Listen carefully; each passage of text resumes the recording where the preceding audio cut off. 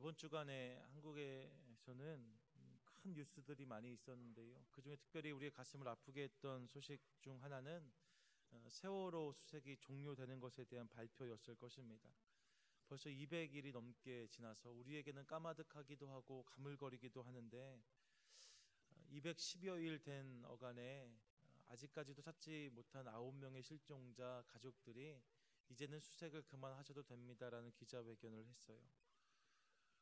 그런데 제가 그 장면을 보면서 마음이 아팠던 것은 우리에게는 옛날 이야기인데 그분들에게는 여전히 그 일이 어제 일 같더라고요.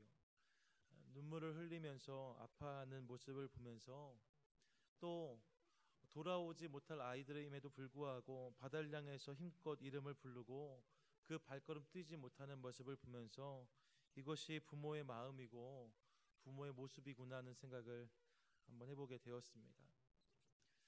그러면서 떠오른 예화가 하나 있어요. 우리가 잘 아는 예화인데 남학신 장사를 하는 아들과 집신 장사를 하는 아들에 대한 이야기이지요. 다들 한 번쯤 들어보셨을 겁니다. 한 마을에 어머니가 계셨는데 아들이 둘이 있었다는 거예요.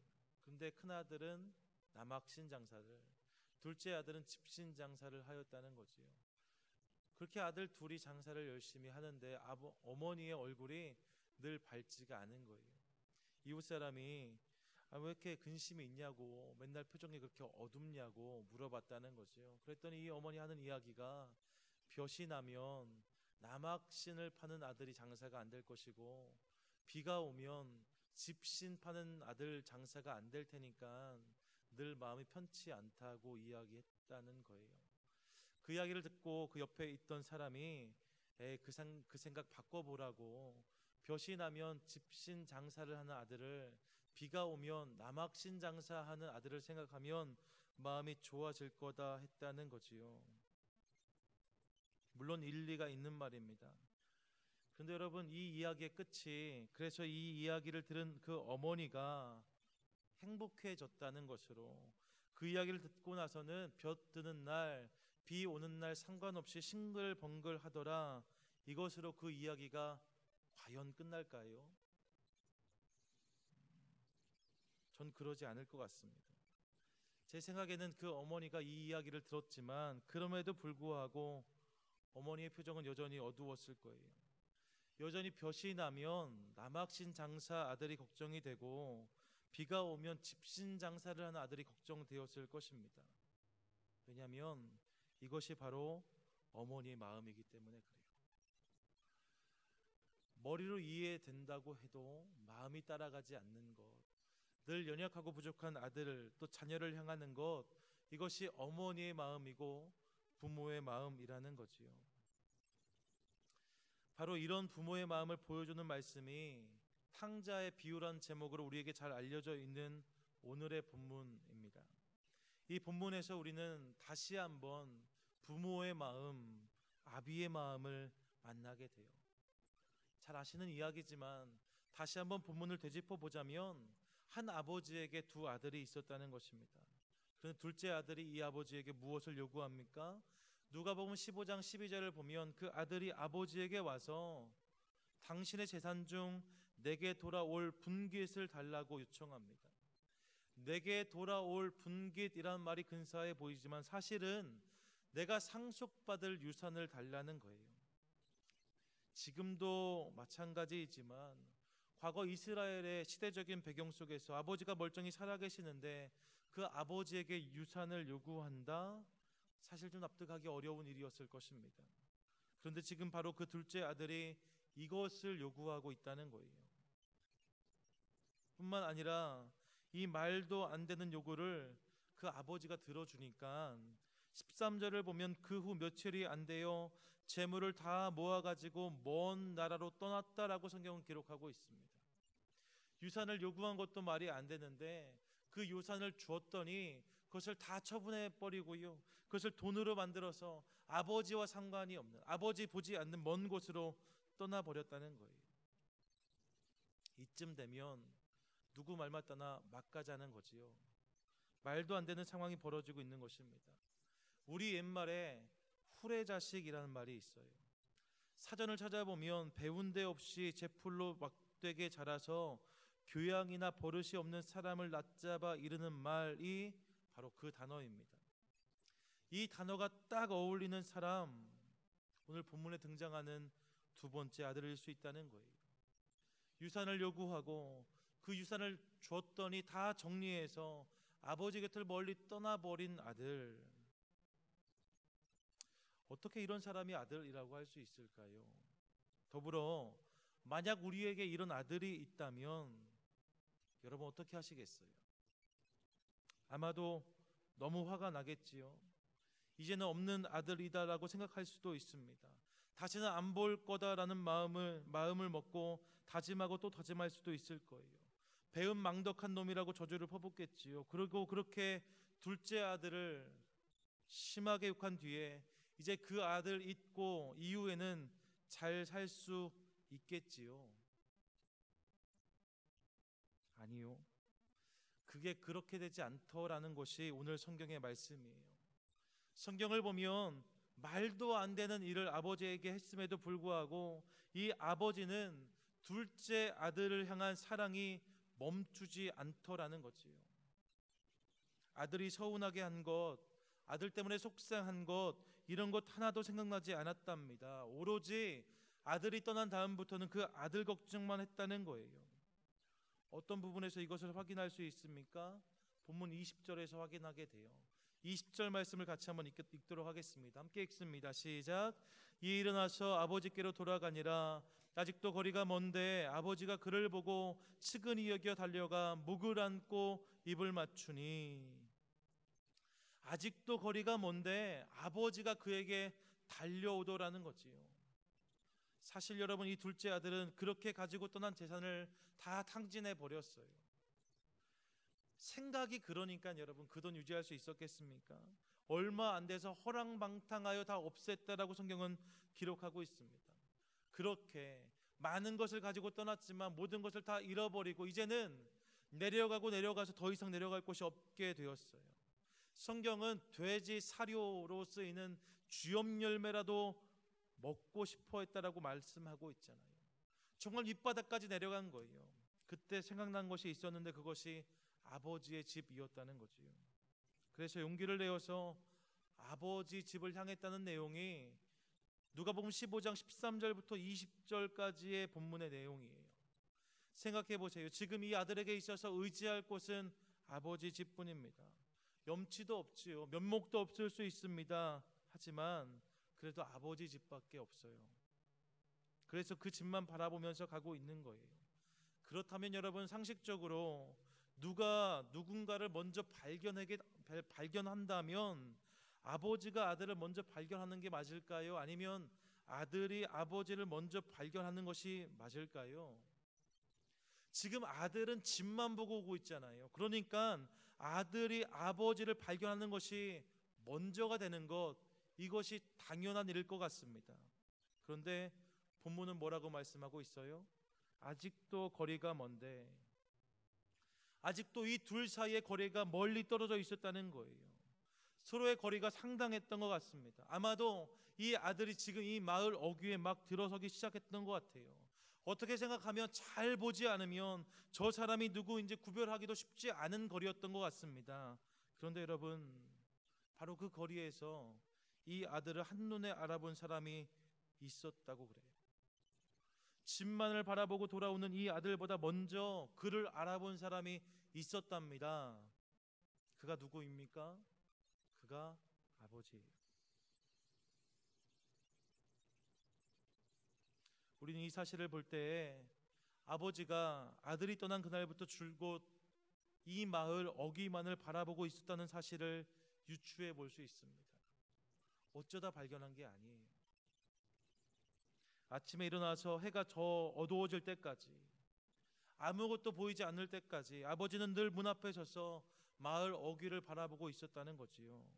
동네 사람들이 그 아버지에게 이제는 잊어버리라고, 그런 아들 없는 셈 쳐도 되지 않겠냐고 말할 수 있었겠지만 그런 이야기가 귀에 들려오지 않았습니다. 그렇게 오매불망 기다리기를 매일, 드디어 오늘 그 아버지의 시야에 아들이 들어왔다는 거예요. 그리고 이어지는 본문을 보면 아버지가 그를 보고 달려가서 목을 안고 입을 맞췄다라고 기록하고 있습니다. 묻지 않아요. 따지지 않았답니다. 다그치지 않았대요. 그저 버선발로 달려와서 아들을 와락 안았답니다. 그리고 보고 싶었다고, 사랑한다고 고백했다는 거지요.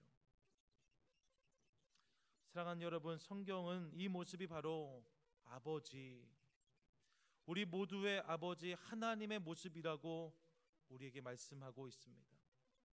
아직도 거리가 먼데, 아직도 나에겐 부족한 것이 많은데, 아직도 연약한데, 그럼에도 불구하고 주님을 멀리 떠나서 세상과 못하고 세상을 따르고 세상의 기쁨만을 쫓던 우리, 그런 우리를 향해서 달려오시고 안아주시는 분, 그분이 우리의 하나님 아버지시라는 거지요. 그분이 우리를 탓하거나 꾸짖지 않으신답니다. 우리를 모른 채 하지 않으신대요. 왜 그렇습니까? 그분이 우리의 아버지시기 때문에 그렇습니다.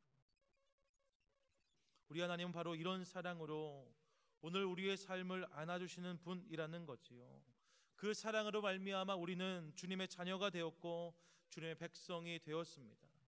그리고 그 사랑으로 말미암아 오늘 이렇게 함께 모여서 주님께 예배할 수 있게 된 거지요.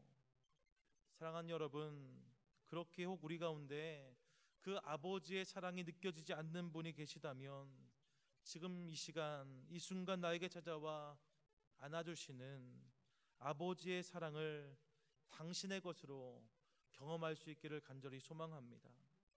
우리의 모습이 어떠하든지 이 하나님의 사랑을 확신하는 저와 여러분 될 수 있기를 간절히 소망합니다. 하나님 우리를 이렇게 사랑하신다는 거예요.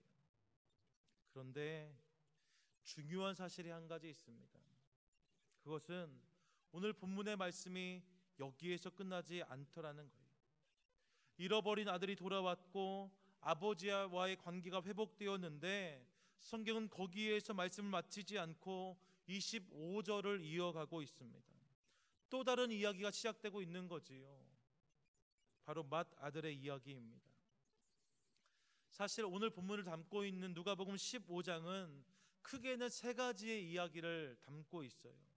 앞에 두 가지 이야기는 잃어버린 양 비유, 그리고 잃어버린 드라크마 비유가 바로 그것입니다. 그리고 세 번째 이야기로 잃어버린 아들 이야기가 등장하는 거지요. 그리고 이 세 가지의 이야기는 하나처럼 소개되고 있어요. 그래서 동일한 패턴을 가지고 있습니다. 잃어버렸고 찾아 나섰고 찾게 되었다는 거예요. 세 가지의 이야기가 이 똑같은 패턴을 반복하고 있습니다. 동시에 이 세 이야기를 가만히 보면 그 잃어버린 것의 비중이 점점 커지고 있다는 것을 발견할 수 있게 돼요. 잃어버린 양은요 100마리 중에 하나였대요. 1%입니다. 드라크마를 잃어버렸지요. 그 드라크마는 10개 중에 하나였답니다. 10%를 잃어버린 거예요. 그런데 여러분, 잃어버린 아들 비율을 보면 두 아들 중에 하나랍니다. 50%를 잃게 되었다는 거예요.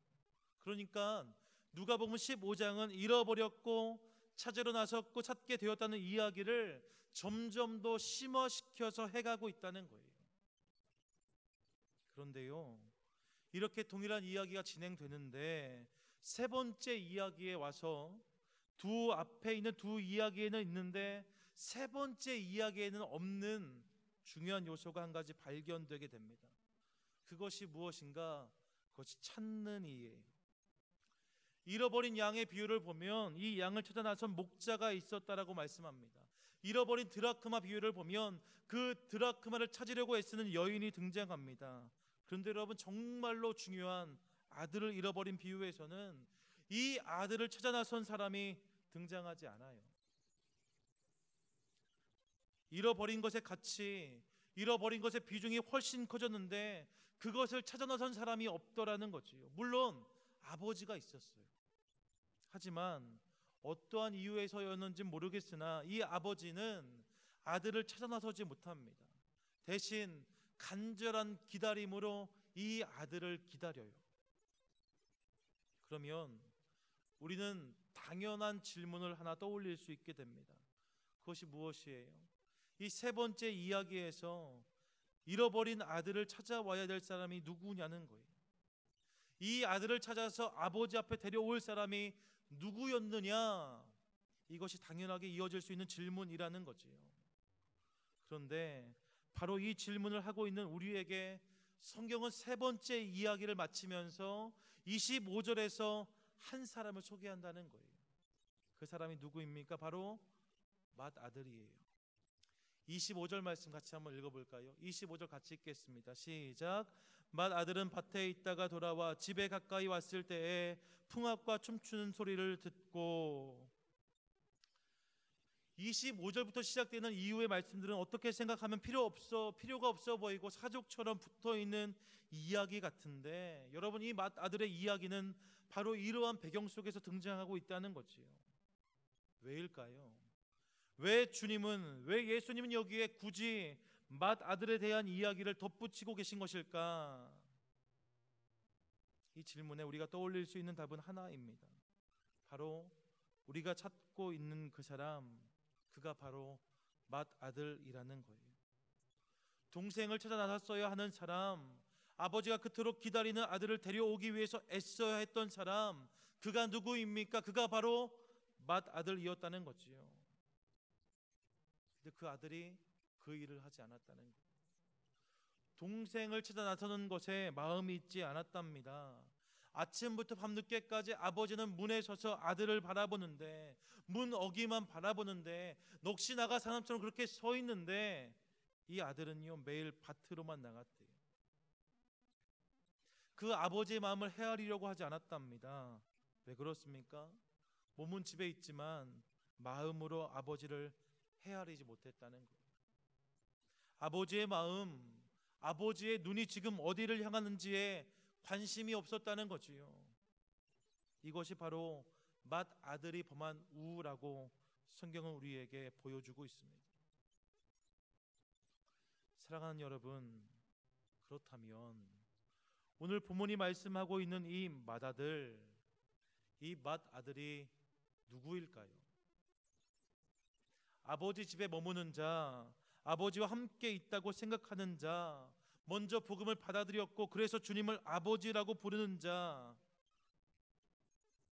그렇기 때문에 어떤 의미에서 이 맏아들은 저와 여러분이라고 할 수 있을 것입니다. 그런 우리에게 오늘 성경은 도전하고 있는 거예요. 여러분, 우리에게, 저에게 잃어버린 형제가 있답니다. 우리가 돌봐야 하는 형제가 있다라고 성경은 말씀하고 있어요. 사랑하는 여러분, 하나님은 우리를 사랑하십니다. 하지만 동시에 기억해야 되는 중요한 사실이 있는데, 그것은 주님은 우리만 사랑하는 것이 아니라는 거예요. 주님은 나를 사랑한 그 사랑으로 또 다른 영혼들, 우리 주변의 많은 사람들, 믿지 않는 죽어가는 수많은 심령들을 사랑하고 또 기다리신다는 거지. 그리고 주님은 오늘도 그 영혼들을 간절히 바라보고 계시다고 우리에게 말씀하고 있습니다. 이 아버지의 마음을 기억해야만 한다는 거예요. 그렇기 때문에 화목제에 대한 말씀들 속에 우리는 이 아버지의 마음을 발견하게 되는데요, 화목제에 대한 내용을 다루는 레위기 7장 15절 말씀 같이 한번 읽어볼까요? 7장 15절 같이 한번 읽겠습니다. 시작. 감사함으로 드리는 화목제물의 고기는 드리는 그날에 먹을 것이요 조금이라도 이튿날 아침까지 두지 말 것이라. 아멘. 화목제는요 하나님과의 관계를 위해서 드리는 예배예요. 속죄제나 속건제, 번제 같은 예배들은 다 의무제라고 합니다. 반드시 드려야 되는 거예요. 내가 드리기 싫다고 안 드릴 수 있는 게 아닙니다. 하지만 화목제는 자원제라고 말해요. 내가 내 결단과 의지를 가지고 하나님과의 화목을 위해서 드리는 예배, 감사해서 드리는 예배가 화목제라는 거지요. 그러니까 여러분, 이 예배에서는 당연히 하나님과 나만을 주목할 수 있어요. 그런데 오늘 본문을 보면 이 화목제를 드릴 때 화목제물의 고기를 다 먹어야 한다고 말씀하고 있어요.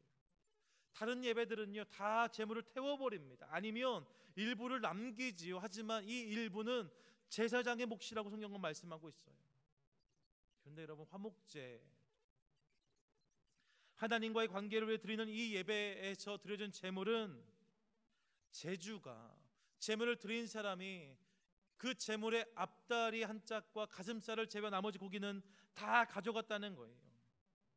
뿐만 아니라 그 고기를 다 먹어치우는 과정을 통해서 이튿날 해가 뜨기 전까지 이 고기를 다 해치우는 것을 통하여서 이 예배는 완료되었다라고 성경이 우리에게 말씀하고 있다는 거지요. 화목제물로 하나님과의 관계를 위해서 황소를 잡았습니다. 황소 한 마리 잡으면 몇 근이나 나올까요? 일반적으로 여러분 보통의 소를 잡으면 1200여 근 정도의 고기가 나온다고 그래요. 1200근이면 고기 잘 먹는 사람들이 최소 수백 경 이상이 붙어야지 이 고기를 먹을 수 있는 겁니다. 그런데 여러분, 그 고기를 언제까지 먹으라고 하는가? 그 예배를 드리고 다음날 해 뜨기 전까지 다 먹어치우라고 말씀하신다는 거예요. 고기를 남기면 예배가 무효랍니다. 어떻게 해야 될까요? 처음에는 우리끼리 먹으려고도 하겠지요. 하지만 이내 주변 사람들을 부르기 시작해야 될 거예요.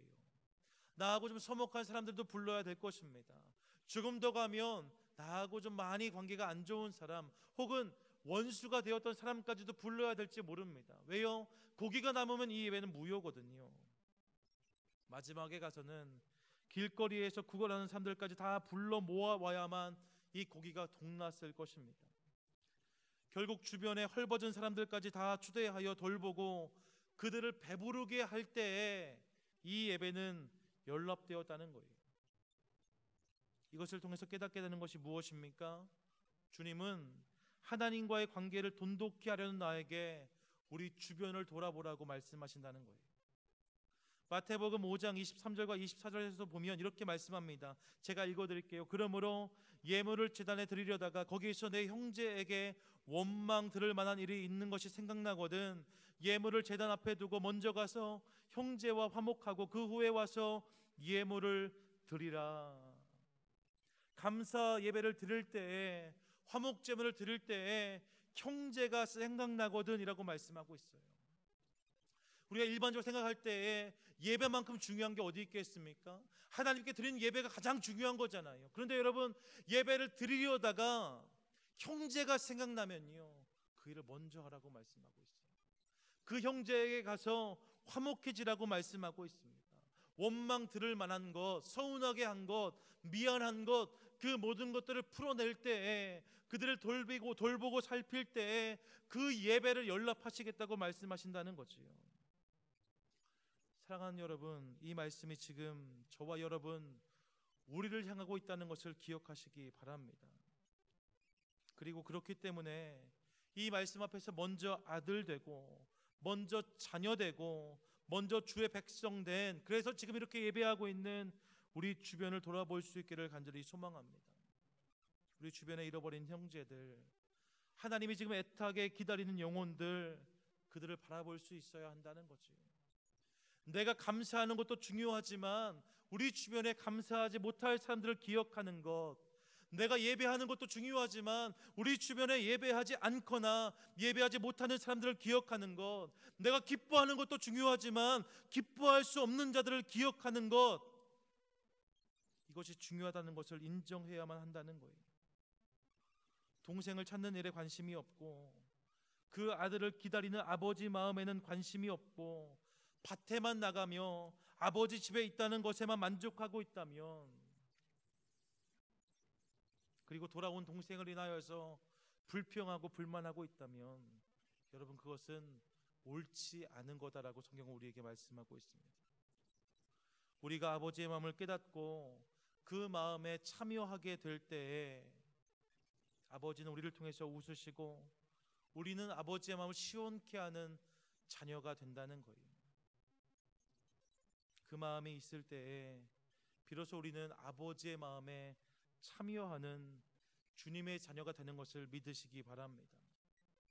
이 마음을 기억하시는 것이 중요해요. 대단한 것을 나누지 않아도 됩니다. 큰 일을 하지 않아도 돼요. 몇 년 전에 아프리카에 사역하시는 한 선교사님을 뵐 일이 있었습니다. 여러 가지 이야기를 하다가 그분이 피식 웃으시면서 이런 이야기를 하는 거예요. 목사님, 제가 아프리카 동네에 나가면 아이들이 저를 엄청 좋아합니다. 당연히 좋아하겠죠. 근데 그 선교사님 말씀하시는 거예요. 정확히 말하면 제가 아니라 제 머리카락을 좋아해요. 아프리카 아이들은 머리가 꼬불꼬불해서 이게 직모가 없잖아요. 근데 그 선교사님은 머리가 저 같지 않고요, 아주 길게 쭉 뻗은 단정한 머리거든요. 아이들이 그걸 그렇게 신기해 한다는 거예요. 선교사님 마을에 나가 있으면 아이들이 그 머리를 이렇게 쓰다듬어 보기도 하고 만져도 본다는 거지요. 그러면 아이들이 많이 모여 있을 때 선교사님이 머리카락을 하나 뽑으신대요. 그걸 하나 뽑아서 가장 앞에 있는 아이에게 그 머리카락을 들려주면요, 대단한 것을 받은 것처럼 이 아이가 소리를 지르면서 달려간다고 하더라고요. 그러면서 이 선교사님이 그렇게 해서 아이들이 웃을 수 있으면 난 대머리가 돼도 좋겠다라고 말씀하셨던 기억이 있어요. 여러분, 우리 주변에 힘들고 어려운 사람들을 웃게 하는데 많은 것이 필요한 게 아니에요. 지난 금요일 또 어제 저도 선교팀과 함께 생퀸틴 지역에 다녀왔습니다. 여기서 한 9시간 정도 걸리는 것 같아요. 갔더니 여러분 많이 열악하더라고요. 멕시코전 처음 가봤는데 갔다 오신 분들이 어딜 가도 그렇단 말씀을 하세요. 참 많이 안타까웠습니다. 갔던 지역 특별히 좀 그래서요, 마을 한가운데 서서 제가 풍선을 부니까 동네 아이들이 다 쏟아져 나오더라고요. 풍선 하나 불었는데 아이들이 다 몰려 들어왔어요. 그 풍선 하나를 주면 그것이 그 아이들의 하루 장난감이 돼요. 조그만 막대상탄 하나를 주면요, 그게 그 한 달 동안 먹었던 많은 간식들 중에 최고의 간식이 되는 것을 보고 돌아왔습니다. 큰 일을 하지 않으셔도 돼요. 풍선만 불어도, 사탕을 하나만 줘도, 머리카락 하나만 뽑아도 아버지의 마음에 동참할 수 있다는 거지요. 여러분, 다음 주일은 추수감사주일입니다. 추수감사주일은 구약의 많은 예배들 중에 하나, 비슷한 예배를 뽑는다면 화목제하고 연결되어집니다. 하나님과의 관계를 위해서 감사함으로 드리는 예배가 추수감사주일 예배예요. 그렇기 때문에 저는 저와 여러분 우리의 관심과 마음이 더더욱 여기에 있을 수 있기를 간절히 소망합니다. 한 번의 예배, 여러분 그것만을 기다리지 마시고 이번 일주일 동안은 마치 추수감사 축제를 하는 것처럼 일주일 살 수 있기를 간절히 소망합니다. 부탁 하나 드려볼까요? 이번 주에 다니시다가 홈리스를 만나시면 이번 주만큼은 그냥 지나치지 말아주세요. 1불이라도 2불이라도 그거 받으면 마약한다고요? 그거 받으면 술 사 먹는다고요? 여러분, 그것은 우리가 알 바가 아닌 것 같아요. 일단 아버지 마음으로 전해주는 거예요. 그렇게 기도하는 거지요. 뿐만 아니라 일주일 동안의 삶 가운데 여러분 한 해를 돌이켜보면서 감사했던 분들에게 감사하실 뿐만 아니라 미안한 사람들, 서운한 사람들, 서먹해진 사람들이 있다면 여러분 기억하시고 전화하셨으면 좋겠습니다. 그것이 하나님께서 받으신 예배를 드릴 수 있는 비결이래요. 제가 말씀드리는 게 아니고요, 오늘 성경이 그렇게 말씀하고 있어요. 그 예배를 드리려다가 그런 형제가 생각난다면 먼저 그 문제를 해결하라는 거지요. 여러분, 이번 한 주간에 이런 일들이 우리 가운데, 우리 유니온 안에 넘쳐날 수 있기를 간절히 소망합니다. 그것을 인하여서 여러분 감사의 고백들이 터져나오고 기쁨이 회복되어지고 우리 가운데 감격과 놀라운 은혜가 넘쳐나기를 원해요. 우리가 그렇게 살아갈 때 여러분 우리 삶에 아버지의 눈물과 아버지의 마음이 담기게 되고 그런 우리를 통하여서 하나님이 기뻐하신다는 것을 믿으시기 바랍니다. 바라기는 아버지 마음이 있는 곳, 그곳에 우리 마음을 드림을 인하여서 이 세상을 살아가면서 아버지에게 무심했던 맏아들의 모습이 아니라 그 아버지를 기쁘게 하는, 잃어버린 동생을 찾아와서 아버지와 함께 잔치하는 아버지 기뻐하시는 맏아들의 모습이 우리 삶 가운데 있게 되기를 주님의 이름으로 축원드립니다. 아멘. 말씀을 마치면서 같이 하나 하고 싶은 찬양이 있습니다. 제가 찬양을 잘 못해서 찬양을 잘 하지 않는데요, 오늘 말씀을 준비하면서 꼭 함께 하고 싶은 찬양이 있었어요. 그 찬양이 바로 아버지의 마음이란 찬양입니다. 가사가 이렇게 되어 있어요. 아버지, 당신의 마음이 있는 곳에 나의 마음이 있기를 원해요. 아버지, 당신의 눈물이 고인 곳에 나의 눈물이 고이기 원해요. 아버지, 당신이 바라보는 영혼에게 나의 두 눈이 향하길 원해요. 아버지, 당신이 울고 있는 어두운 땅에 나의 두 발이 향하길 원합니다. 나의 마음이 아버지의 마음을 알아 내 모든 뜻 아버지의 뜻이 될 수 있기를, 나의 온 몸이 아버지의 마음 알아 내 모든 삶 당신의 삶 되기를. 여러분, 이 고백이 오늘 우리가 드리는 하나님을 향한 우리의 기도 될 수 있기를 간절히 소망합니다. 함께 찬양하겠습니다. 아버지, 아버지, 당신의 마음이 있는 곳에 나의 마음이 있기를 원해요.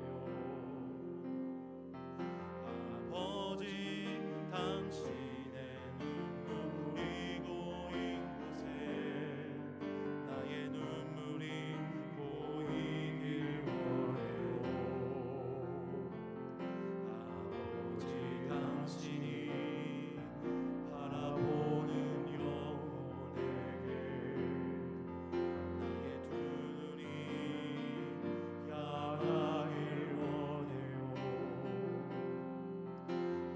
아버지, 당신이 울고 있는 어두운 땅에 나의 두 발이 향하길 원해요. 나의 마음이 아버지의 마음을 알아 내 모든 뜻 아버지의 뜻이 될 수 있기를, 나의 온 몸이 아버지의 마음을 알아 내 모든 삶 당신의 삶 되기를. 나의 마음이 아버지의 마음 알아 나의 마음이 아버지의 마음 알아 내 모든 뜻 아버지의 뜻이 될 수 있기를, 나의 온 몸이 아버지의 마음 알아 내 모든 삶 당신의 삶 되기를.